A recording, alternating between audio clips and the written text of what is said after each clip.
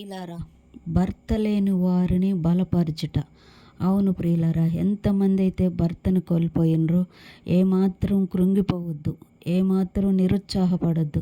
భర్త లేకపోయినా సరే నిన్ను సృష్టించినవాడు నీ సృష్టికర్త నీకు భర్త ఉన్నాడని మన బైబిల్లో చెప్తుంది. అవును ప్రియులారా, మన యేసయ్య నీకు యజమానుడిగా ఉండి నీ అవసరతలు నీ అక్కర్లను తీర్చడానికి ఆయన సిద్ధంగా ఉన్నాడు.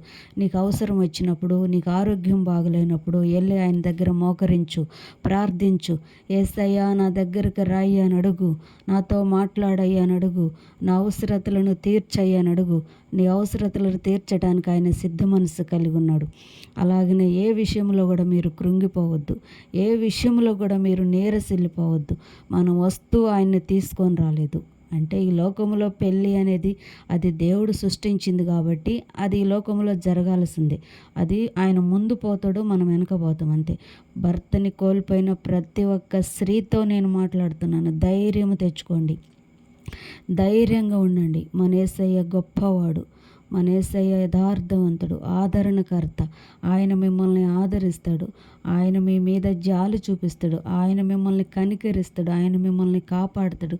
ఆయన బిడ్డగా, ఆయన సొత్తుగా మిమ్మల్ని చేర్చుకుంటాడు. కాబట్టి ఎంత మాత్రం బాధపడొద్దు, ఎంత మాత్రం భయపడొద్దు. ధైర్యంగా ఉండండి.